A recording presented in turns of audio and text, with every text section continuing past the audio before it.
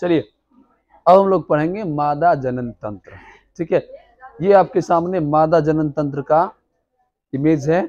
इसमें आप सभी को बताएंगे कि मादा जनन तंत्र में कौन कौन अंग भाग लेते हैं। ध्यान सुनिए, कोई बात नहीं है।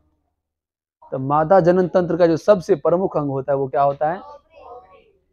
अंडाशय या ओवरी होता है। ठीक है, जिस प्रकार मेल में वृषण की संख्या 1 जोड़ा होता है, उसी प्रकार फीमेल में भी ओवरी की संख्या कितना होता है? एक राइट साइड, एक किस रीजन में? हाँ, पेल्विक कैविटी में होता है। ठीक है, इसका काम क्या है? अंडाणु का निर्माण करना। किसका निर्माण करना? अंडाणु का। और अंडाणु के निर्माण की क्रिया को अंडाणु जनन कहते हैं। जिस प्रकार शुक्राणु के निर्माण क्रिया को क्या कहते हैं? उसी प्रकार अंडाणु के निर्माण क्रिया को अंडाणु जनन कहते हैं। ठीक है, यह अंडाणु जनन किस में होता है? अंडा में होता है, ओवरी में होता है।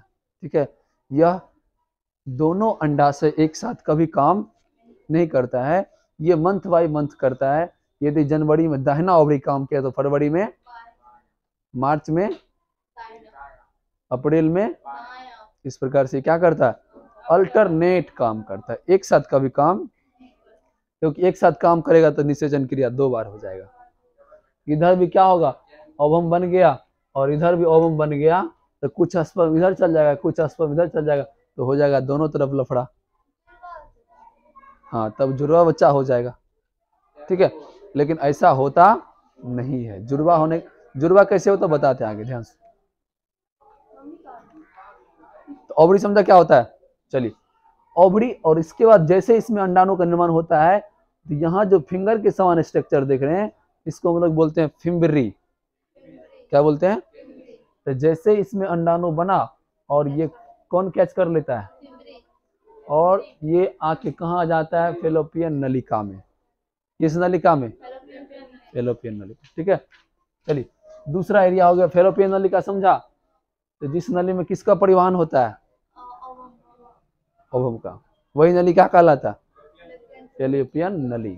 चलिए अगला है आपका यूटेरस, जहां बच्चों का विकास होता है, जहां बच्चा स्थापित होता है, गर्भ में स्थापित होता है, उसी गर्भ को क्या बोलते हैं? गर्भाशय या यूटेरस। क्या बोलते हैं? जब फर्टिलाइजेशन हो जाता है, यहाँ पर निषेचन, अंडा और शुक्राणु का निषेचन हो जाता है, तो वो विकसित होकर कहाँ जाता है? गर्भाशय में। भ्रूण वहां से गति करके कहाँ जाता है? अभी वीडियो में दिखाए थे, वीडियो दिखाए थे, वही बता रहे थे। तो यहाँ गर्भाशय में क्या होता है? वो चिपक नहीं जाता है, मतलब यहाँ आ जाता है और नाभि यानी कि प्लासेंटा का निर्माण कर लेता है। कौन? गर्भाशय की दीवार, और उस बच्चा से जुड़ जाता है। क्या होता है? बच्चा से जुड़ जाता है और उसको पोषण देना, ब्लड का सर्कुलेशन होना, सांस देना शुरू कर देता है। मतलब माँ अपना भोजन, अपना पोषण, अपना खून, अपना ऑक्सीजन किसको देता है? अपने बच्चे को देता है। तब वह बच्चा 9th मंथ में क्या होता है? विकसित होता है। ठीक है, तो उसी एरिया को क्या बोलते हैं? यूटेरस, या हिंदी में क्या कहते हैं? गर्भाशय। ठीक है, उसके बाद ये एरिया जो देख रहे हैं, मतलब बिल्कुल कंजस्टेड एरिया है, इसको बोलते हैं सर्विक्स। क्या बोलते हैं? इसको हिंदी में क्या बोलते हैं? ग्रीवा बोलते हैं। हाँ, उसके बाद इसका जो बाहरी एरिया है, जो एक्सटर्नल, जो बाहर से दिखाई देता है, उसको हम लोग बोलते हैं वेजाइना। क्या बोलते हैं? वेजाइना। ठीक है, वही था। चलिए अब आप लोग को बताते हैं कि उधर हम लोग पढ़ लिए कि मानव में क्या हुआ, नर में क्या हुआ? शुक्राणु का निर्माण हो गया। अब हम लोग क्या पढ़ लिए? मादा में किसका निर्माण हो गया? ओवम का। अब स्पर्म और ओवम दोनों क्या हो गया? रेडी है, तैयार है। किसके लिए? मिलने के लिए। तो जब दोनों मिल जाएगा तो वही क्रिया क्या कहलाएगा? निषेचन कहलाएगा। क्या कहलाएगा? जब नर युग्मक शुक्राणु और मादा युग्मक अंडाणु का मिलन होता है, संलयन होता है, फ्यूजन होता है, तो वही क्रिया क्या कहलाता है? निषेचन कहलाता है। क्या कहलाता है? समझ में आया? अब देखिए निषेचन का इमेज कुछ इस प्रकार है। ये आपका अंडाणु है, ये आपका शुक्राणु है। तो स्पर्म जो होता है कुछ इस प्रकार से होता है कि स्पर्म गतिशील सेल है, यह गति करता है। क्या करता है? तब ना ये फीमेल के यूट्रस को क्रॉस करके फेलोपियन नलिका में चल जाता है। किससे मिलने के लिए? अंडाणु से मिलने के लिए। किससे? अंडाणु से मिलने के लिए कौन बुलाता है? किसको? शुक्राणु को बुलाता है। अब देखिए ये हो गया आपका स्पर्म का, शुक्राणु का हेड पार्ट। कौन सा पार्ट? Head part. हेड जो होता है बहुत ज्यादा मजबूत होता है। क्या होता है? तब ना ये जाके किसकी दीवार को तोड़ देगा? अंडाणु। ये क्या है आपका? अंडाणु है। और ये शुक्राणु। तो शुक्राणु का जो हेड होता है उसका दीवार बहुत ज्यादा मजबूत होता है, जिसके कारण क्या करता है वो अंडाणु की दीवार को तोड़ देता है। और कभी बाराती गया है तो जितना बाराती जाता है सबका ब्याह हो जाता है। किसका? केवल लड़का का ब्याह होता है। ठीक है। तो ये जो है ना पूरा बाराती पार्टी एकदम, इसमें देखो बैंड पार्टी हो गया, ये लड़का गाड़ी हो गया। लड़का गाड़ी में कौन बैठा हुआ है? जिसका नाम क्या है? ध्यान दीजिए, जिसका नाम क्या है? यही आपका लड़का बाबू है आपका। ठीक है। और ये सब क्या हो गया? सब बाराती है। क्या है सब? अब जैसे ही दुल्हन के पास पहुंचा, दुल्हन किसको एक्सेप्ट करेगा? खाली दूल्हे को नहीं। बाराती मरवाला हुआ या खाना खाया, बस फटाफट निकलो। ठीक है। क्या हो बाराती से भी? अब देखिए जैसे ये, अब बताओ इस मंडप पर कौन कौन बैठेगा? सब बैठ जाएगा मंडप पर। मंडप में कौन आएगा? केवल और केवल दूल्हा का क्या नाम है? न्यूक्लियस। और इसके दूल्हा का भी नाम देखो इधर क्या है? दोनों एक के जाति का है। समझ आया? तो अब जब निषेचन होगा, समझ ध्यान से, अब जब निषेचन होगा तो शुक्राणु पूरा बाराती लेके कहाँ आया? किसके पास? अंडाणु के पास है। लेकिन जब मिलन होगा तो केवल और केवल किसका किसका? हाँ, यानी कि शुक्राणु के न्यूक्लियस का और अंडाणु के न्यूक्लियस का। बाद बाकी सारा बाराती वापस चले जाएगा। हाँ ना, तो हो गया, पहुंच गया, तब अब निषेचन हो जाएगा। अब तो वहाँ गर्भाशय में जाएगा नहीं। तुम थोड़ा कम बोलो। अब कहाँ प्रतिरोपित होगा? गर्भाशय में। अब वो ससुराल में रहेगा कि मतलब अपने को जाएगा? ज्यादा मजा कहाँ था? तब तुम लोग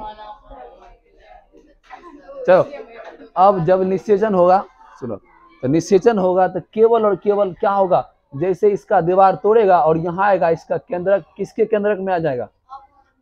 ओवम के केंद्रक में आ जाएगा। और इसका सारा बॉडी, जो भी स्पर्म का हेड टेल है, जो भी बैंड बाजा बाराती लेकर आया था, डीजे भी क्या होगा? सब रिटर्न हो जाएगा। समझ आया? हाँ, तो यही क्रिया क्या कहलाएगा? क्या कहलाएगा? यही क्रिया निषेचन कहलाएगा। ठीक है। चलो समझ में आया निषेचन क्या होता है? हाँ। चलिए अब देखिए जब निषेचन हो गया तब उसका क्या होगा? ध्यान से देखो।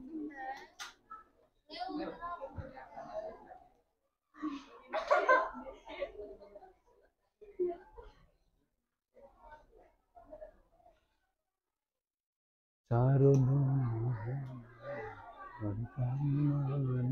किया। चलिए समझिए, तो निषेचन जब हो जाएगा तो यहाँ जो ओवम बना था, यहाँ जो अंडा आया था, वो क्या करेगा? बार बार विभाजन करेगा। 2 से 4, 4 से 8, 8 से 16 से 32 से 64। बताए थे ना वीडियो में, दिखाए थे ना अभी। तो जब वो कितने सेल का हो जाता है? 64 सेल का, तब वो इस गर्भाशय की दीवार में आ जाता है और आराम से ससुराल वाला गद्दा में सो जाता है। समझ में आया? और इसको भोजन, पानी, नाश्ता, चाय पूरा 9 महीना तक फ्री। ठीक है। और जब 9 महीना में ये क्या होता है? डेवलप हो जाता है।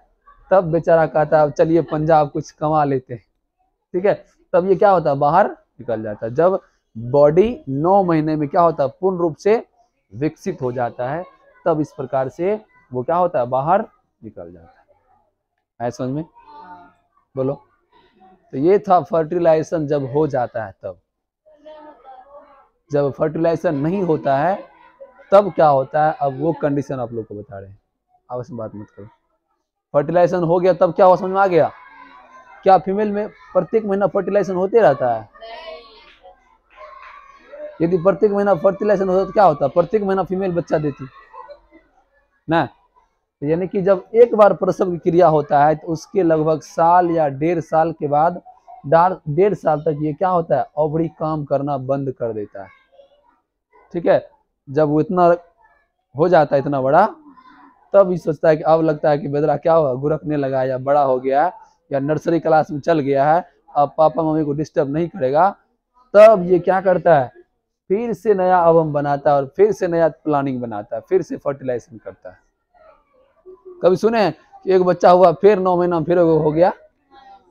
लगभग साल या 1.5 साल का दो के बीच क्या होता है, गैप रहता है। ठीक है, चलिए अब बताते हैं आप लोग को जब फर्टिलाइजेशन नहीं होता है तब क्या होता है। सुनो ध्यान से। अब देखिए फर्टिलाइजेशन के लिए क्या हुआ, एग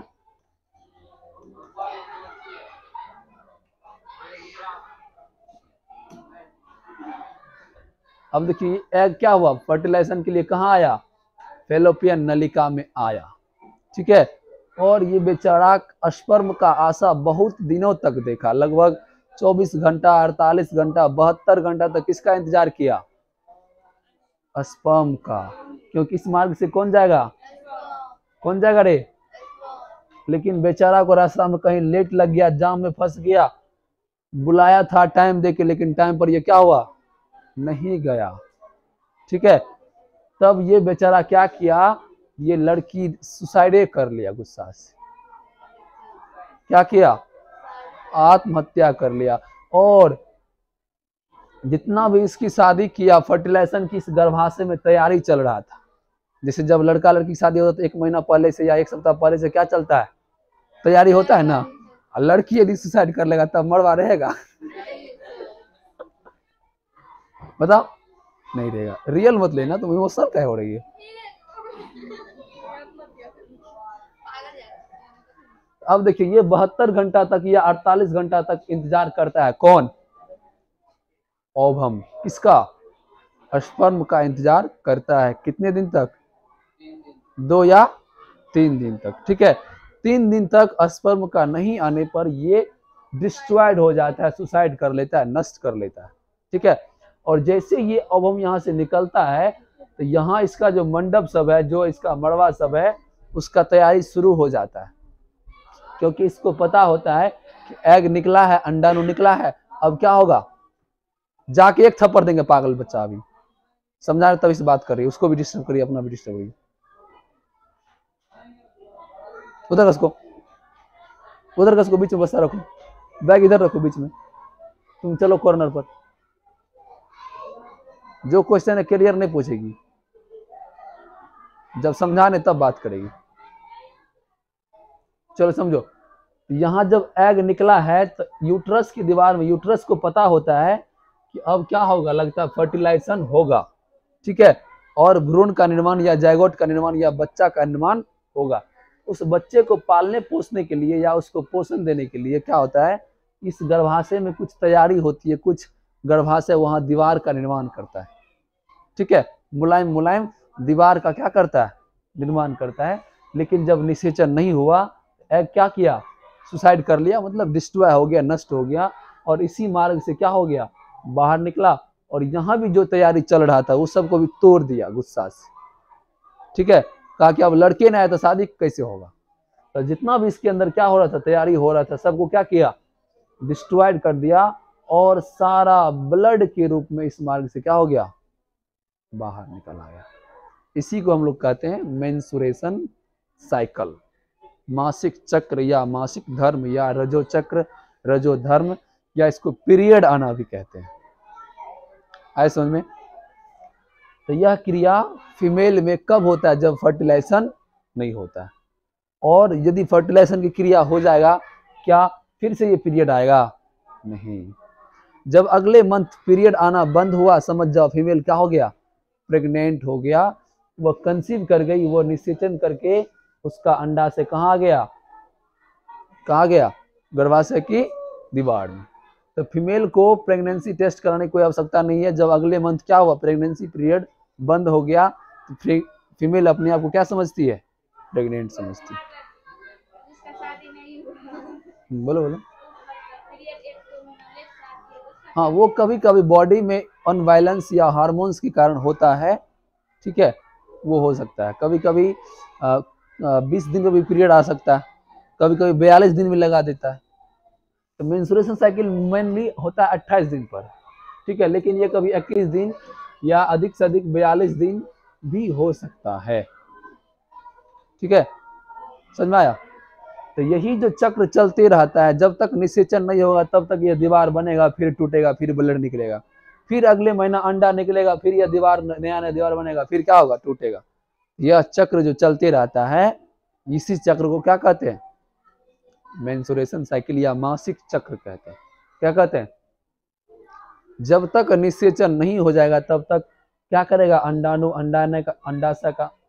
अंडा से अंडाणु का निर्माण प्रत्येक महीना करते रहेगा, और गर्भाशय की दीवार में उस भ्रूण को पालन के लिए क्या होगा, नया नया दीवार का निर्माण होते रहेगा।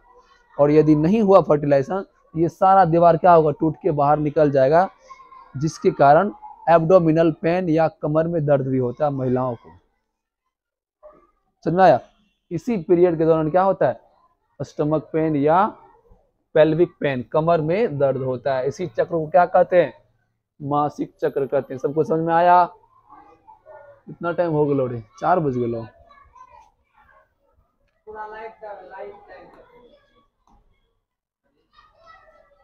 चलिए आगे हम लोग कल पढ़ेंगे। देखो थोड़ा सा पढ़ लो।